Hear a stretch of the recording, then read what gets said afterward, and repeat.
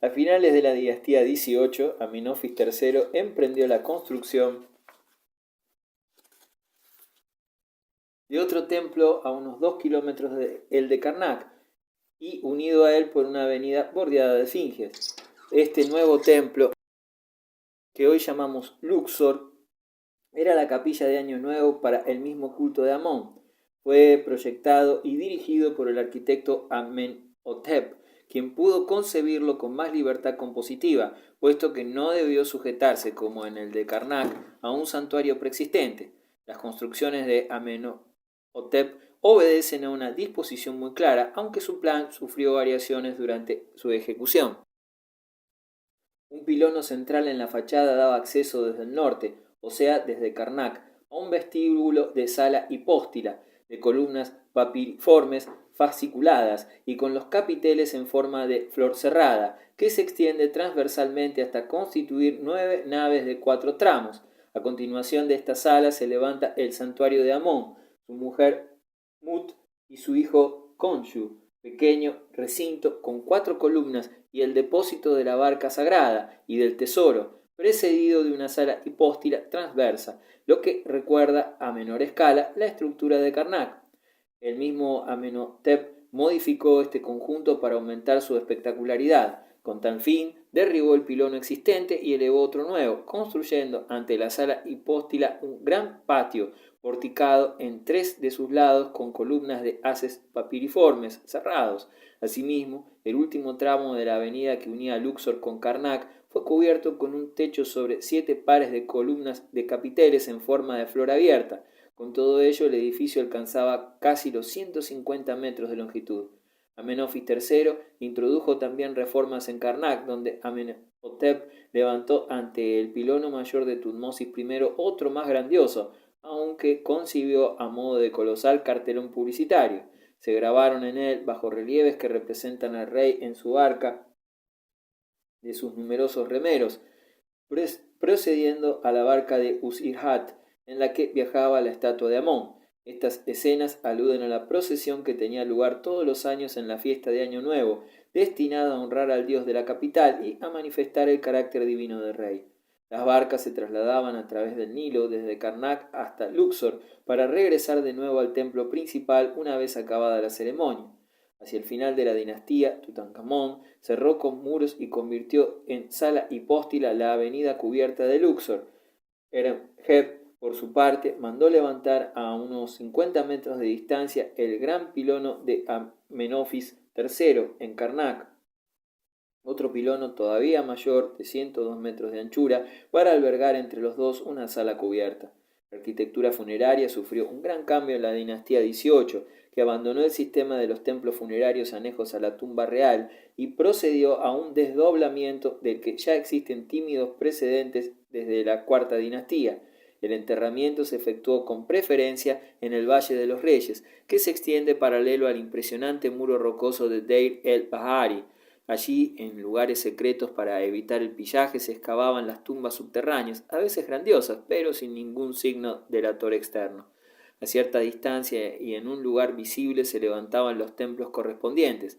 El primero y más impresionante de todos estos templos es el de la reina Hatshepsut, hija de Tutmosis I, desposada con su hermano Tutmosis II. Gobernó sola a la muerte de este y más tarde como corregente en el reinado de Tutmosis III.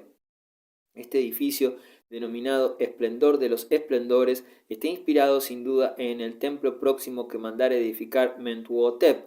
Sin embargo, su estructura es más grandiosa, de ritmo más espaciado y con un frente final de casi el doble de anchura. La pendiente del terreno, al pie de la cadena líbica, fue aprovechada para formar 3 terrazas de nivel distinto, unidas por rampas. Una avenida de esfinges conducida a la primera de ellas en forma de un gran jardín cuadrangular con 2 estanques. Al pie del muro de contención de la segunda terraza se levantan unos pórticos con pilastras de frente plano y parte posterior con facetas y una segunda fila de columnas protodóricas de 16 caras. Adosadas al muro había una serie de figuras osiríacas en forma de momia de la reina. Disposición semejante presenta la segunda terraza, con pórticos de columnas de 16 caras. La tercera se inicia con un pórtico o sal hipóstila transversa que da acceso a un patio destinado a guardar la barca sagrada. A continuación se encuentra el santuario propiamente dicho, excavado en la roca con vestíbulo y un reducto en cruz o trébol. Tutmosis III, cuando se liberó de la tiranía de Hatshepsut, cuyo nombre e imagen se dedicó a borrar allí donde los encontró, construyó un gran templo funerario, hoy totalmente destruido, a la mitad de camino entre la cordillera y el río. De él solo quedan en medio de la llanura las dos estatuas sedentes de Amenofis III, llamadas por los griegos colosos de Memnón, imponentes moles de 18 metros de altura que en su día flanquearon la puerta del desaparecido edificio. La escultura de la dinastía XVIII, con la salvedad del período de Amenofis IV, siguió una evolución de acuerdo con unos cánones determinados. En sus inicios hubo un natural deseo de dar a la nueva época el aval de la vieja tradición y se partió de una serie de renacimiento del arte de la cuarta dinastía. Con Tutmosis III las formas tienden a idealizarse, a hacerse más elegantes, cortesanas, sonrientes, como manifestación de la pérdida del sentido histórico profundo y del incremento de un sentido mundano que confiere cierta superficialidad a las obras. En contraste con este tipo de escultura, el arte de las capas medias de la sociedad, menos sofisticado, es más vivo e interesante. Estatuas como las de Amenofis I y Tutmosis I se caracterizan por su rigidez en su deseo de imitar al viejo sentido de eternidad. Otras, como las de Tutmosis II o los ya citados colosos de Menón, señalan la aparición de la elegancia superficial, aunque con veracidad en la expresión psicológica. La última obra citada consiste en dos grandes estatuas sedentes del faraón Amenofis III, flanqueada una de ellas por la figura de su esposa Tichi y la otra por la de su madre, Meutemuia, representados ambos de pequeñísimo tamaño respecto al rey, sin llegarle a la rodilla. Aparte de su colosalismo, la fama de estas figuras viene dada por el sonido musical que emitían al calentarse con la salida del sol. Los griegos acudían a visitarlas en auténtica peregrinación. Les dieron el nombre de su héroe, Memnón, y les dedicaron poemas que grabaron en ellas. Los romanos hicieron lo mismo, pero al querer restaurarlas el emperador Septimio Severo acabó para siempre con su famosa sonoridad. Actualmente se hallan muy destruidas y solo las figuras femeninas conservan su primitivo encanto. La misma evolución que tiene efecto en la escultura exenta se hace patente en los bajorrelieves que tras la rigidez de Tutmosis en Karnak alcanzan una gran perfección en la obra maestra del templo de Hatshepsut, donde la elegancia se combina con un pintoresquismo realista, anecdótico, que da vida a los pormenores. Bajo el primer pórtico se representaron hazañas militares, luchas con el boomerang y diversos trabajos, como la preparación y traslado de obeliscos en las canteras de Swan. El segundo pórtico fue consagrado en parte al nacimiento de la reina, con la aparición de Amón a su madre y el acoplamiento con ella para engendrar a Hatshepsut. En su lado norte aparecen escenas alusivas a la educación de la reina, mientras que en el lado sur se narra la expedición al Punt, Somalia. En un viaje naval por el Mar Rojo sobre las aguas emergen barcos, peces, langostas y tortugas. También se representan los bienes adquiridos, como resina, incienso, oro, marfil, ébano, pieles de pantera, simios, jirafas y felinos. Finalmente se reproduce la procesión de acción de gracias por el retorno. La simple delicadeza de estos relieves muy planos y el sabio arabesco casi abstracto de sus composiciones no son óbices para que aparezcan detalles realistas, como la cabaña cónica sobre palafitos, los animales del país y el aspecto de una reina del Punt afectada de elefantiasis. Más puramente refinados son los relieves de las tumbas privadas de Ka-em-at y de Ramose, construidas hacia la mitad de este período. Las más bellas pinturas de la época se hallan en las tumbas privadas de Mena, Nakn, Ramose, Orenheb, Kenamón y Nebamón, en la zona de El Gurnah, entre Deir el-Bahiri y la entrada al Valle de los Reyes. La tumba de Nakn, escriba y astrónomo de Amón, fue construida hacia el 1425 a.C. y posee un vestíbulo enteramente cubierto por pinturas bajo un techo ornado de zigzag paralelos. En los muros figura Nakn, asistiendo al cultivo de cereales y al trigo de un huerto, junto con el arado y las yuntas de bueyes y la labor de la que de los que cavan, siembran, podan, recolectan y hacen las libaciones rituales. En otra composición aparecen escenas de pesca, caza y vendimia en el delta. En una tercera se ve la estela fúnebre a la que 3 registros de servidores aportan las ofrendas. Por último, entre todas estas pinturas destaca la celebérrima visión del banquete fúnebre, con mujeres, músicos, un arpista ciego y bailarinas danzando, escena realista en la que no falta un gato escondido bajo una silla comiendo un pescado. Las figuras están delineadas con colores y las carnaciones contrastan con los tonos dorados, con el negro intenso del pelo y de los ornamentos. Los ligeros toques de azul y verde sirven para resaltar la tonalidad más intensa del conjunto. En la tumba de Mena, escriba de Tutmosis IV, aparte de la escena de ofrendas ante la estela y la adoración de Osiris, se desarrollan imágenes alusivas a la agricultura y a la agrimensura, variadas fiestas fúnebres y el famoso fragmento de la pesca en los estanques y la caza de aves acuáticas.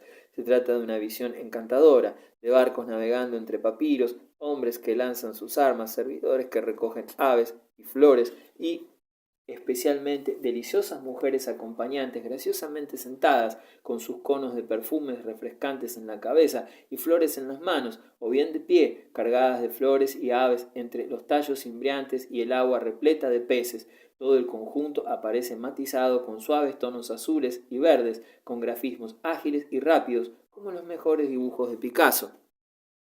La tumba de Ramose, más monumental, construida hacia el 1370 a.C., ofrece una pintura quizás amanerada y rítmica en las grandes composiciones, pero contiene fragmentos vivos, movidos y verídicos, como los del grupo de plañideras. De la época del Imperio Nuevo se conservan numerosos objetos de uso y un abundante mobiliario, carros y armas, camas y sillones de formas delgadas y suavemente curvadas, con soportes a modo de pata de animal y respaldos de bajorrelieve, tableros de juego y barcas miniatura, arcas y arquillas incrustadas o pintadas con temas semejantes a los del arte monumental, jarras para el vino y vasos de alabastro de formas complicadas, calados, como extraños ramos de flores de tallos entretejidos, algunos de los cuales se utilizaban para contener ungüentos y otros como lámparas de aceite, cabezales a medias o medias lunas para apoyar la cabeza al dormir, elevadas sobre estatuillas, etc. Un buen número de estos hallazgos corresponden a la tumba de Tutankamón, única sepultura de toda la historia de Egipto que ha podido ser descubierta intacta. Los fabulosos tesoros encontrados en ella, al fin y al cabo, permiten imaginar los maravillosos conjuntos que debieron existir en las tumbas de los grandes faraones saqueadas ya desde la antigüedad. Fue Howard Carter, financiado por Lord Carnarvon, quien en 1922 descubrió la mencionada sepultura, una de las menores que se excavaron en el Valle de los Reyes, pero con un sistema de sarcófagos concéntricos muy difícil de superar. Un armario exterior de roble estucado y dorado con esmaltes de losa azul representando los ojos de Horus y los signos alternados de la vida y la eternidad. Contenía un segundo armario enteramente dorado, todo él cubierto de relieves e inscripciones tomadas del libro de los muertos. En el interior de este mueble, que se envolvía en un velo con 1000 estrellas de oro aplicadas, había 2 armarios más, uno dentro del otro. En el último de ellos, en cuyas puertas se grabaron bajorrelieves representando unos genios tutelares femeninos, estaba colocado el sarcófago consistente en un gran bloque vaciado de cuarcita y cubierto con una losa de granito rosa. En cada esquina aparece una de las 4 diosas protectoras, Isis, Nefti, Neit y Serket, con las alas extendidas. En el interior había un féretro cuya forma reproduce la figura del rey, portador del cayado y látigo. El rostro es de oro, los ojos de aragonito y obsidiana, las cejas y pestañas de lapislázuli. El resto de la figura se moldeó en estuco dorado, representando el cuerpo de Osiris envuelto en alas de diosas. En el cuello llevaba un collar de flores naturales marchitas. En el interior de este féretro había otro semejante a él, pero sin alas, que a su vez contenía un tercero, de oro macizo, que pesaba 285 kilogramos, diseñado como el primero. Por último, la momia se cubría con una máscara de oro, retrato idealizado bellísimo del rey, también de oro, mezclado con lapislázuli, era el tocado de la cabeza, así como los collares, alternando con piedras polícromas, las fundas para los dedos y algunas cintas ornamentales con inscripciones.